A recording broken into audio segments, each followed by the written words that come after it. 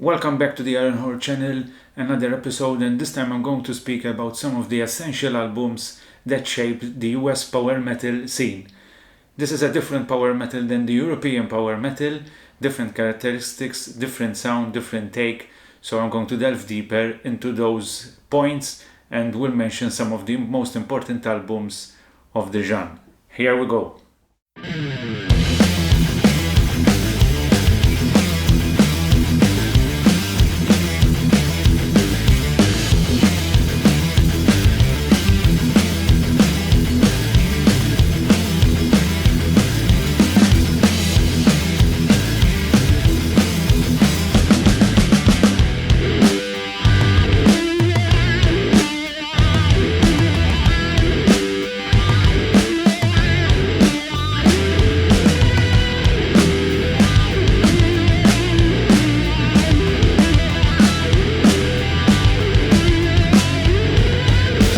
Hails to all metal maniacs, thank you for joining us for another episode on Iron Horde channel.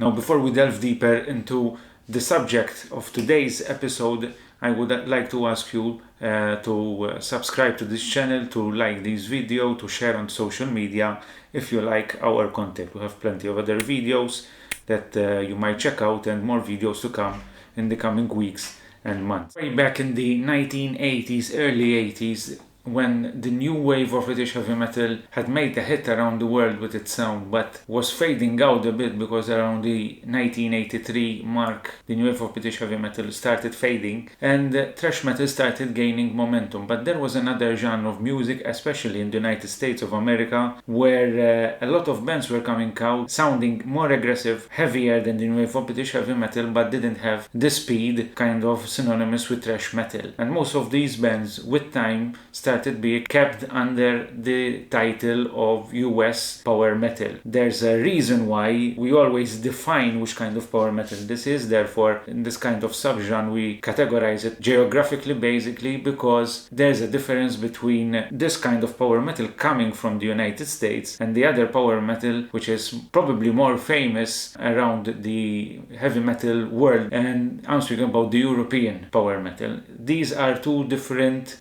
quite different actually. It's a different take on heavy metal all around. At the time, actually, the term power metal was even given to bands like Metallica, like Slayer, like Venom. One time Venom even themselves in an interview told the journalist that they are power metal, because you have to keep in mind that at that period of time, power metal meant something with more power, more aggressivity, more drive than anything that came before it. A band like Pantera, which most of you will surely know, earlier to their groove metal period, they used to play classic heavy metal, and one of the albums was titled power metal. So the term power metal defines a genre which has more power, more aggressivity. Now, from now onwards, since I'm going to mention the term US power metal, I will be referring to it as USPM, so to avoid having to always say US power metal. And the difference from USPM to European power metal is that the former is more riff based, has more guitar solo,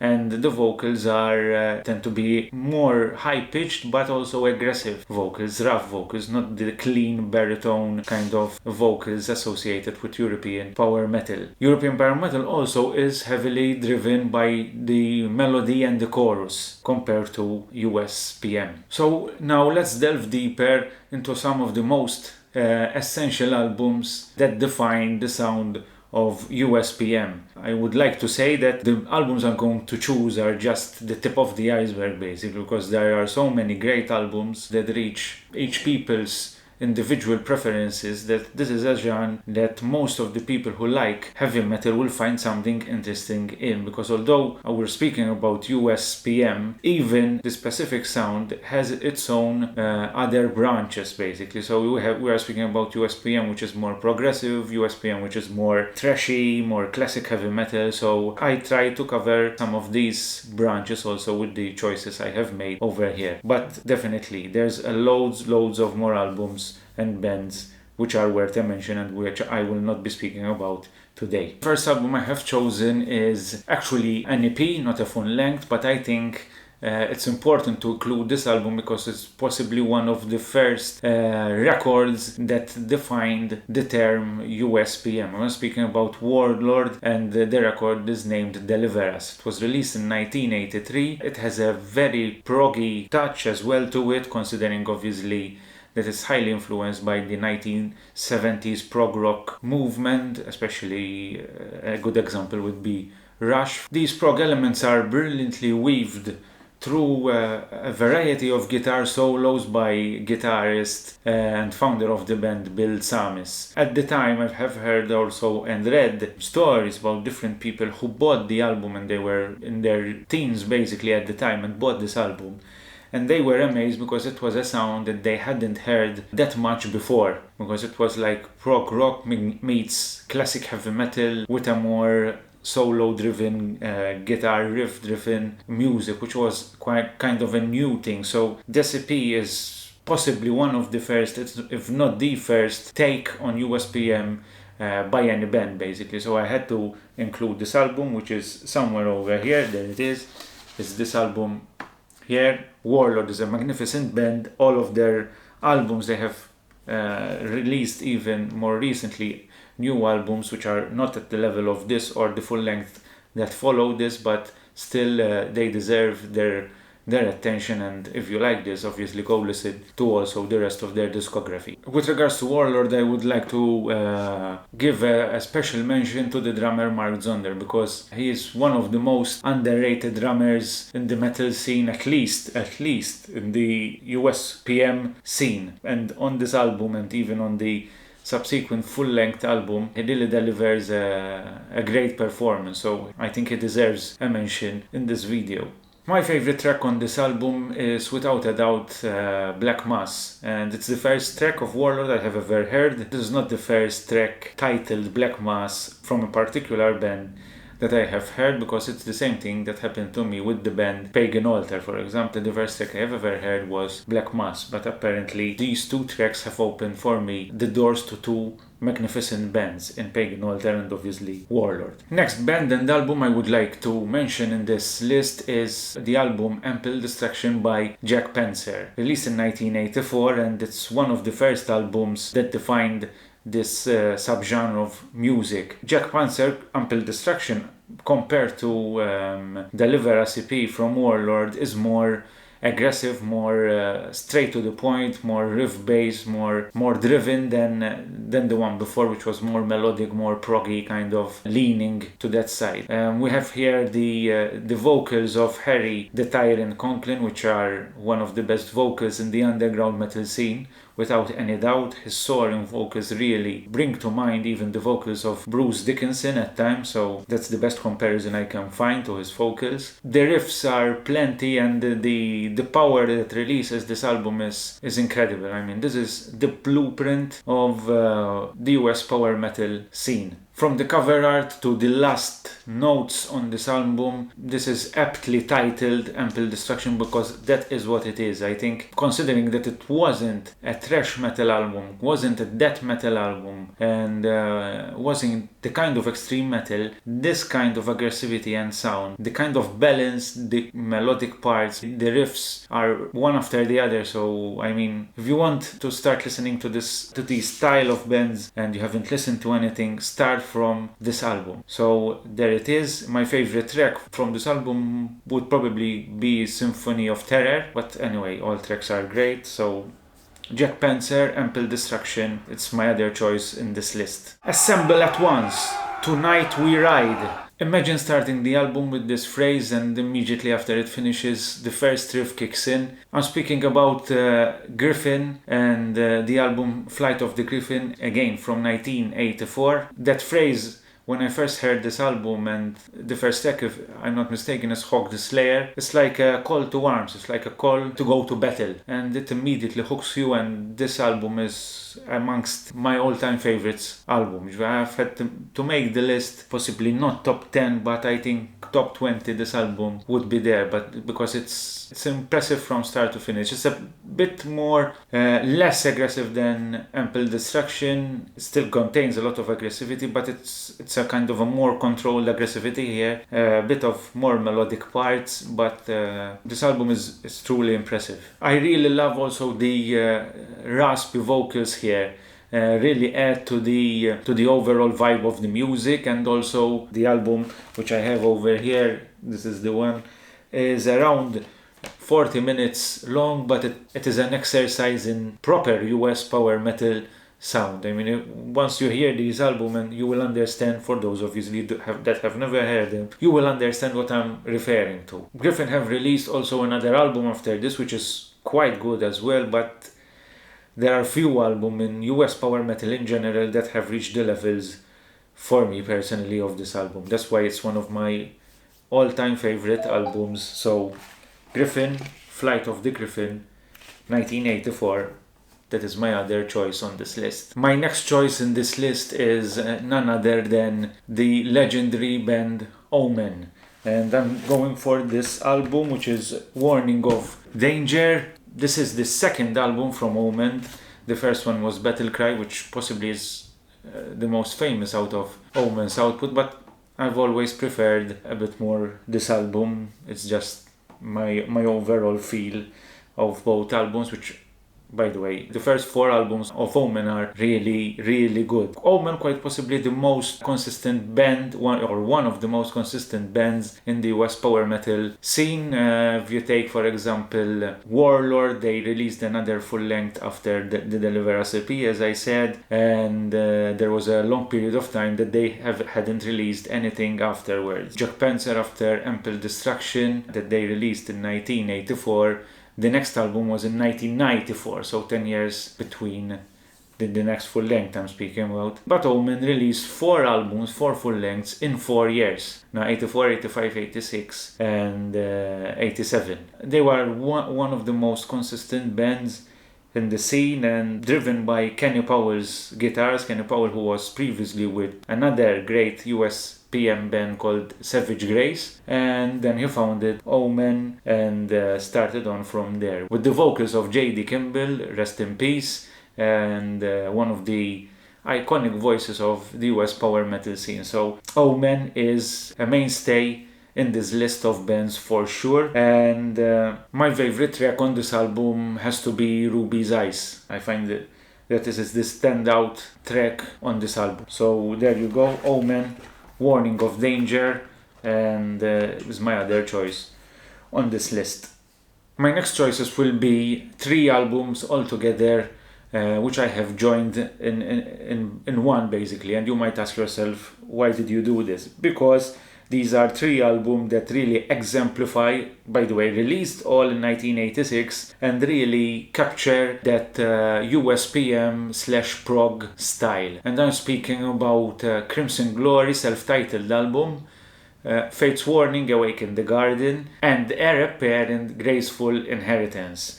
Now I have Fate's Warning over here. This is the album, and Heir Apparent over here. And unfortunately I don't own yet the Crimson Glory self-titled album, but yes, shame on me, and but I will remedy that as soon as possible. What do these albums have in common for me to have grouped them in this way? Well, basically this is a more melodic, more complex take on the USPM sound. The song structures are more complex, the vocals are very high-pitched. In Crimson Glory you have Midnight, rest in peace, as well, one of the best vocalists ever. I mean, on the level, I think, of Ronnie James Dio and the greatest vocalist in heavy metal. With Fate's Warning you have John Arch, again, high-pitched vocals, but there's a bit more wailing on John Arch's side, whereas Midnight is more on the classical kind of take, high-pitched vocals. But all in all, they are quite similar bands with 3 brilliant albums. Fate's Warning released more albums. Unfortunately, John Arch left after this album. They engaged Ray Adler then on afterwards, and their music came to be a bit less heavy metal and a bit more progressive metal. So they lost a bit of this touch. I don't know if it had something to do with John Arch, but as far as I know, the main songwriter behind Fates Warning is Jim Matthews, the guitarist. So possibly it was a personal choice. But anyway, I mean, Crimson Glory released Transcendence after their first album, another great album, which had a track called Lonely, which is one of their most famous tracks, and I remember watching it as a teenager on the cable channel VH1, which was a new way of watching TV channels in Malta through cable. And there was this music channel called VH1, and I used to watch on Friday evenings, if I'm not mistaken. There used to be a hard rock night or something like that, and Crimson Glory would and this particular track Lonely used to be repeated on there quite a number of times. So if you like that kind of proggy kind of touch with still riffs and crunchy guitars and great solos, then start from these three bands, because for sure you will really love what you will hear from these bands. And if I had to choose a favorite track from each album, from Crimson Glory, I would choose, I think, the opening track Valhalla. From Fates Warning and Awaken the Garden, I would choose Exodus, the last track actually on that album. And from Grateful Inheritance by Rep Parent, I would choose Another Candle, I think. But Tear Down the Walls is also a brilliant track, and The Cloak. Anyway, whichever track you choose, you will be choosing fine, I guess, with these three magnificent albums. The next album is by another classic band of the USPM movement, and I'm speaking about Liege Lord. Now, Liege Lord had their first three albums, which all three of them are great albums indeed, and whichever one you choose, each of them is great in their own right. Now, the third one, which is Master Control, must be their most famous album, the one that brought them the most success. But my favorite album is this one, which I have here, and it's called Burn to My Touch. That's the one. I feel this album has a better vocal performance, and the riffing is more interesting to me. Mind you, I'm not saying that the other two albums are not good, because they are very, very good. But if I had to make a choice, my choice ended up going for this album, because it has a more in-your-face aggressivity, and the tracks on this album remained ingrained in my mind much more than the other albums. Possibly this was the first album that I heard about from Liege Lord, and possibly the tracks, I memorized the tracks much more than the other albums. But anyway, again, this is classic US power metal. The vocals here are really, really high, kind of on the vocal range of Midnight from Crimson Glory. That's how high. I think sometimes the mix could have brought them a bit lower in order to avoid overpowering the rest of the instruments. But the vocals are really, really good, and that's also a synonymous thing in these kinds of band. The vocalists are always ranging from very good to kind of elite standard vocals. So the vocals are really important in these bands in general. I really like also the bass lines on this album by Matt Vinci. I think he gives an exceptional performance, and even the production, you can hear the bass lines again. The bass, contrary to other genres in US power metal, they are quite prominent. But sometimes the production lacks, and you cannot really hear them out as much as one would want. But over here you can really feel the bass lines and the ability of Matt Vinci to complement the guitar riffs and the melody and the rhythm of this album. So, like I mentioned, Mark Zonder, for example, in the previous Warlord album, then I am mentioning Matt Vinci over here for his performance on the bass guitar. If I had to choose a favorite track from this album, it would probably be Blacklit Nights. But again, the favorite track is, I'm putting it out there just for the sake of someone like going and listening to that track. But actually, whichever track you choose, you're choosing a great track indeed, because these are, as I told you, essential albums for the genre as far as I'm concerned. But even the Open and Transgressor, and I don't know, start from there, Blacklit Nights, and choose your favorite yourself, and listen to the other albums as well, because this kind of music, if you like the style, there's no faltering basically. So have arrived to another album, only 2 albums left in this list that I have compiled for this video, and I'm going to speak about a band that is possibly the oldest band, the band that was founded and formed the earliest from all these bands, and I'm speaking about Riot and the album Thunder Steel.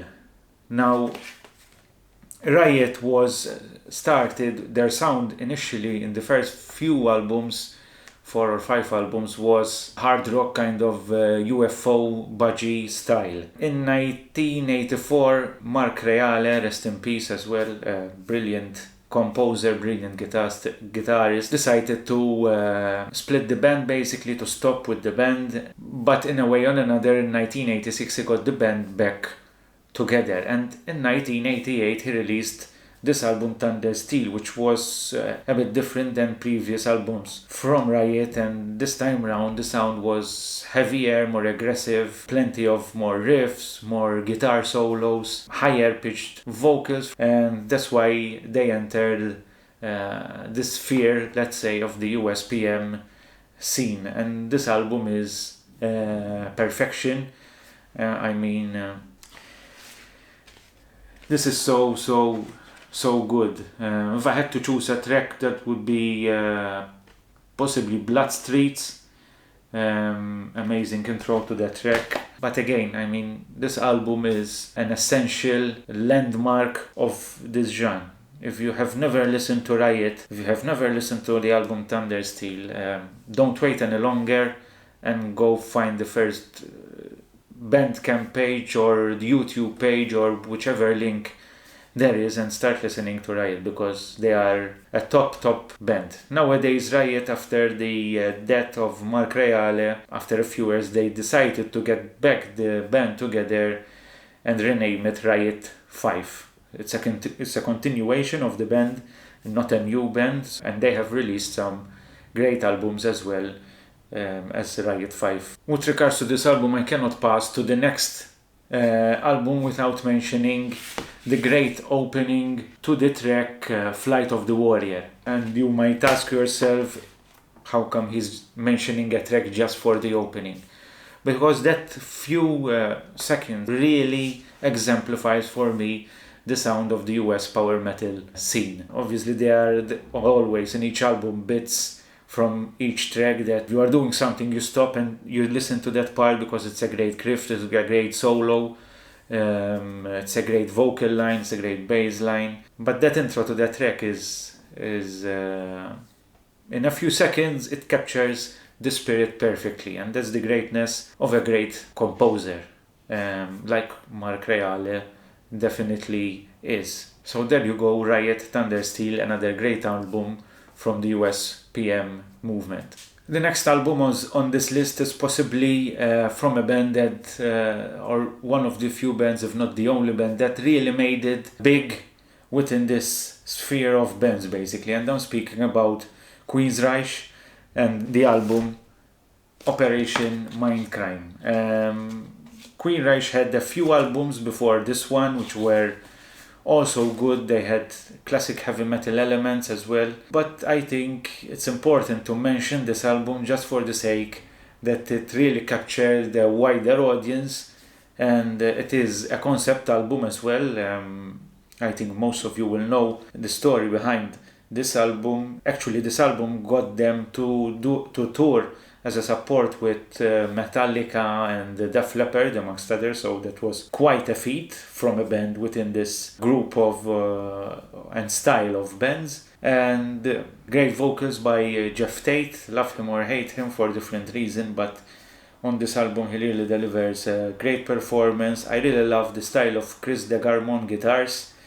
His lead guitars is so good, so emotional, so with a great feel. I remember the first time I heard this album. By the way, before going to that, like I mentioned with Crimson Glory and listening to their tracks on TV, on cable TV, I discovered Queensryche and Operation Mindcrime also from that TV channel with the self-titled track Operation Mindcrime. I love that track from the first listen, but then when I went to listen to the album, I wasn't hooked immediately by the rest of the tracks. Over time, I've listened to this album sporadically, and at a certain point in time, this album really clicked with me, and I understood the story, exactly understood each and every track, the continuation between each and every one, and nowadays for me it's again another great album, another essential album to be added to this list of bands. My favorite track for this album will obviously be the first track I heard,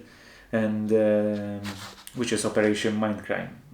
But Revolution Calling is another great track as well from this album. But like I have repeated many times in this video and even in other videos where I choose my favorite albums, most of the tracks on these albums are, from my point of view, from my perspective, are great, and I love to listen to heavy metal as a whole album. I rarely listen to one track only. For me, an album is like a book, and you don't go grab a book and read one chapter, open it and read chapter 3 and that's it. You start from chapter 1 and end until the last chapter, and for me metal is, and albums are the same way, but I mean, to each his own, and that's it basically. So there you go, basic overview of some essential albums from the USPM movement. As I told you in the beginning, keep in mind that we have barely scratched the surface here. There are loads of other bands. I can do 3 or 4 other videos like this with other bands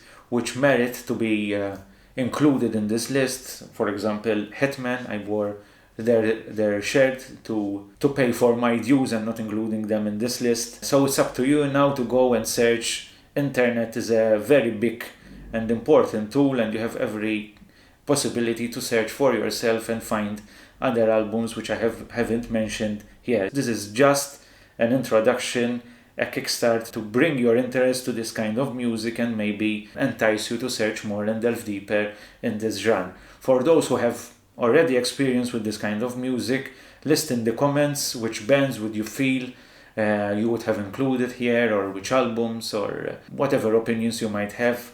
I love to discuss, reply, whatever, being written and video. That's what I love about heavy metal, because I can discuss this kind of subject, and unfortunately, as I said in my first video, which I did a month or so ago, this kind of discussion I used to make it during gigs, during metal events, meeting friends.